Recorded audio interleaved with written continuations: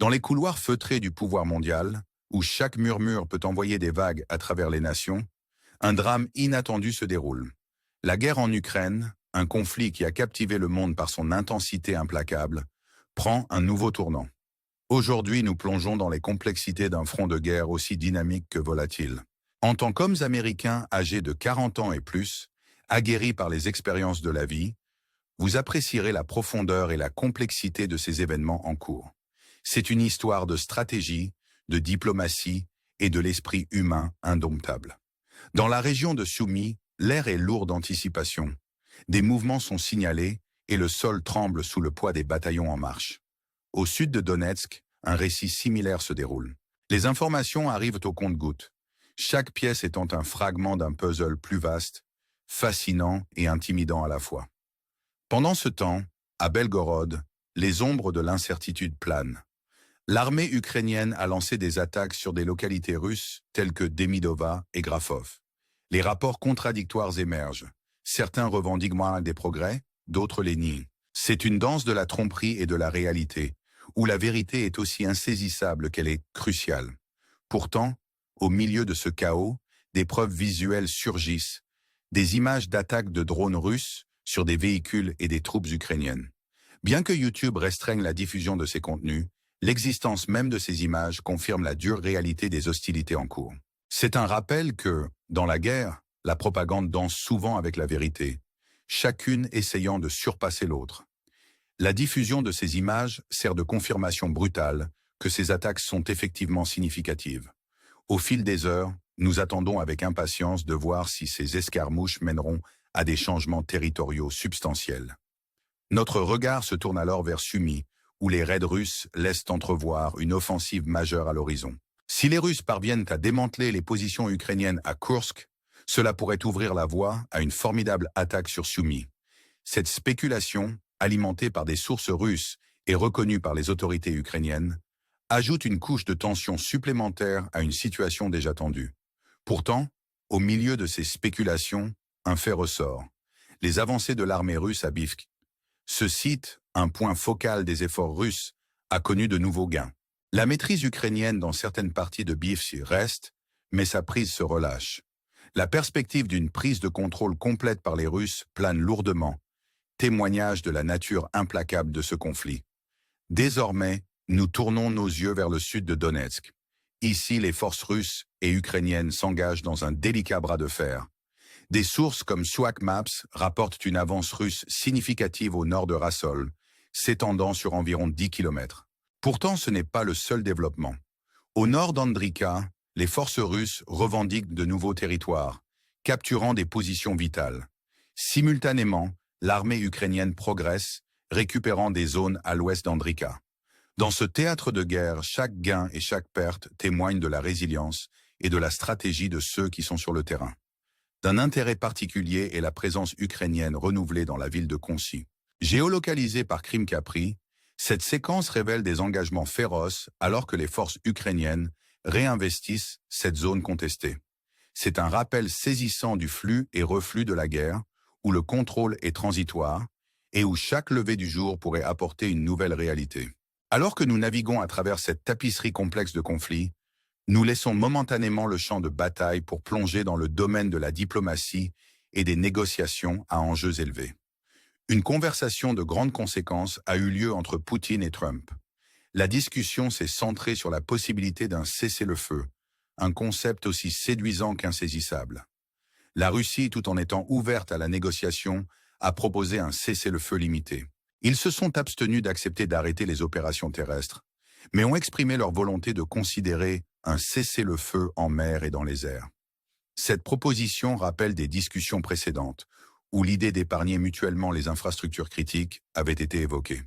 Pour l'Ukraine, dont les infrastructures ont subi le poids des attaques russes, un tel accord pourrait être une bouée de sauvetage.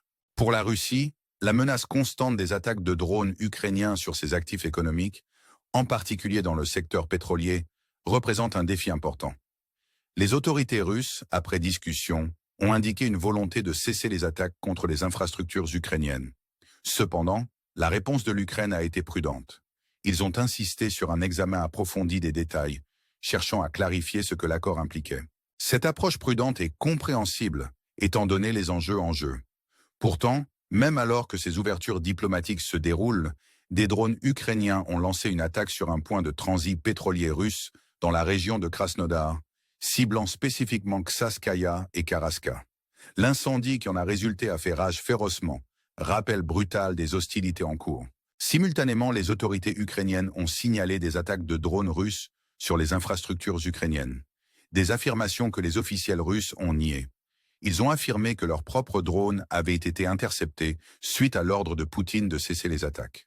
Cet échange de coups souligne la nature fragile de tout accord de cessez-le-feu, où la confiance est aussi cruciale que les termes eux-mêmes. Cette conversation entre Poutine et Trump, bien que n'ayant pas abouti à un cessez-le-feu global, marque un pas en avant. Elle ouvre la porte au dialogue, créant une voie potentielle pour de futures négociations. Il y a quelques mois, des discussions similaires avaient échoué, entravées par les complexités géopolitiques et les pressions économiques. Pourtant, la perspective d'un accord sur les attaques contre les infrastructures critiques tient une promesse. Elle signifie une lueur d'espoir dans un paysage souvent assombri par le conflit. Cet accord potentiel pourrait servir de fondation pour des discussions plus larges, une étape vers un cessez-le-feu plus large à l'avenir. Alors que nous concluons ce récit, nous vous invitons à réfléchir à l'intricate web de la guerre et de la diplomatie. Ces pas timides vers la paix peuvent-ils éclore en une résolution durable? Ces efforts mèneront-ils à un avenir où le dialogue triomphe de la destruction? Rejoignez-nous dans l'exploration de ces questions, alors que nous continuons à naviguer dans le paysage évolutif du conflit mondial. Aimez et abonnez-vous pour rester informés, alors que nous démêlons ensemble les complexités d'un monde en évolution. Dans les corridors labyrinthiques des relations internationales, la guerre en Ukraine continue de se dérouler avec une intensité qui captive et inquiète le public mondial. En plongeant plus profondément dans ce récit complexe, nous nous trouvons à un carrefour où la diplomatie et la stratégie militaire s'entrecroisent de manières inédites. Pour ceux d'entre vous qui ont traversé la vie, témoins des flux et reflux de l'histoire, c'est une histoire qui résonne à plusieurs niveaux.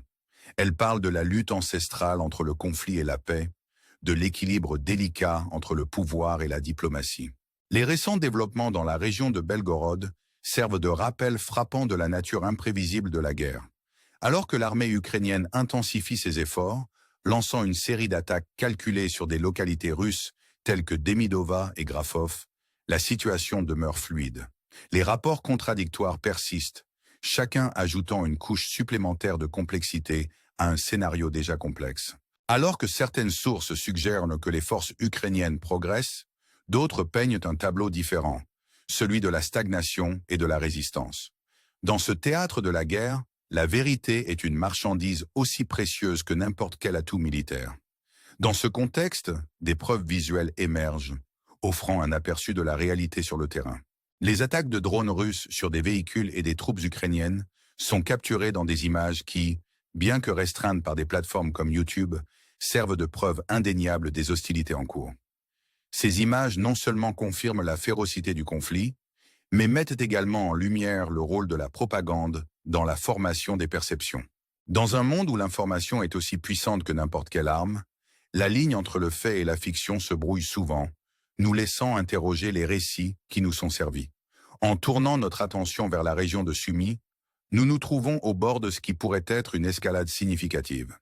Les raids russes dans la région laissent entrevoir une offensive imminente qui pourrait modifier le cours du conflit. Si les forces russes parviennent à démanteler les positions ukrainiennes à Koursk, cela pourrait ouvrir la voie à une frappe décisive sur Sumy. Cette possibilité, alimentée par des rapports de sources russes et ukrainiennes, ajoute un sentiment d'urgence à une situation déjà tendue. Pendant ce temps, à Bivk, l'armée russe continue son avancée, capturant de nouvelles positions avec une précision qui souligne ses objectifs stratégiques. Pourtant, au milieu de ces gains, les forces ukrainiennes maintiennent une présence, bien que diminuée. La perspective d'une prise de contrôle complète par les Russes plane lourdement, témoignage de la nature implacable de ce conflit. En déplaçant notre focus vers le sud de Donetsk, nous rencontrons un paysage marqué à la fois par les avancées et les revers. Ici, l'armée russe réalise des progrès significatifs, poussant au nord de Rassol et capturant des positions clés. Pourtant, l'armée ukrainienne reste résiliente, réalisant des gains de son côté et récupérant des zones à l'ouest d'Andrika. Cet échange dynamique de force sert de rappel vivant des complexités de la guerre moderne, où chaque gain et chaque perte témoignent de la stratégie, de la résilience et de la détermination. D'un intérêt particulier est la présence renouvelée des Ukrainiens à Concy, un développement qui a capté l'attention des analystes et des observateurs. Cette réintégration dans une zone contestée souligne la fluidité du conflit, où le contrôle est transitoire et l'avenir incertain. Alors que nous naviguons à travers ces développements, nous nous trouvons attirés dans le domaine de la diplomatie, où une conversation significative entre Poutine et Trump se déroule. Cette discussion, centrée sur la possibilité d'un cessez-le-feu, offre une lueur d'espoir au milieu du chaos. Bien que la Russie propose un cessez-le-feu limité, s'abstenant d'arrêter les opérations terrestres, mais ouverte à un cessez-le-feu en mer et dans les airs, l'Ukraine reste prudente. L'idée d'épargner mutuellement les infrastructures critiques, un concept précédemment évoqué, refait surface comme une éventuelle étape vers la paix. Pour l'Ukraine, dont les infrastructures ont souffert sous les attaques incessantes de la Russie, un tel accord pourrait apporter un soulagement nécessaire. Pour la Russie, confrontée aux ramifications économiques des attaques de drones ukrainiens sur son secteur pétrolier, la perspective d'un cessez-le-feu offre un répit. Pourtant, alors que ces ouvertures diplomatiques se déroulent, les actions sur le terrain racontent une histoire différente. Des drones ukrainiens lancent une attaque sur un point de transit pétrolier russe dans la région de Krasnodar, allumant un incendie qui fait rage violemment. Simultanément, les autorités ukrainiennes signalent des attaques de drones russes sur leurs infrastructures, des affirmations que les officiels russes nient. Cet échange de coups met en évidence la nature fragile de tout accord de cessez-le-feu, où la confiance est aussi critique que les termes eux-mêmes. Cette conversation entre Poutine et Trump, bien que n'ayant pas abouti à un cessez-le-feu global, marque un progrès. Elle ouvre la porte au dialogue, créant une voie potentielle pour de futures négociations. Il y a quelques mois, des discussions similaires avaient échoué, entravées par les complexités géopolitiques et les pressions économiques. Pourtant, la perspective d'un accord sur les attaques contre les infrastructures critiques tient une promesse. Elle signifie une lueur d'espoir dans un paysage souvent assombri par le conflit. Cet accord potentiel pourrait servir de fondation pour des discussions plus larges, une étape vers un cessez-le-feu plus large à l'avenir. Alors que nous concluons ce récit, nous vous invitons à réfléchir à l'intricate web de la guerre et de la diplomatie. Ces pas timides vers la paix peuvent-ils éclore en une résolution durable? Ces efforts mèneront-ils à un avenir où le dialogue triomphe de la destruction? Rejoignez-nous dans l'exploration de ces questions, alors que nous continuons à naviguer dans le paysage évolutif du conflit mondial. Aimez et abonnez-vous pour rester informés, alors que nous démêlons ensemble les complexités d'un monde en évolution.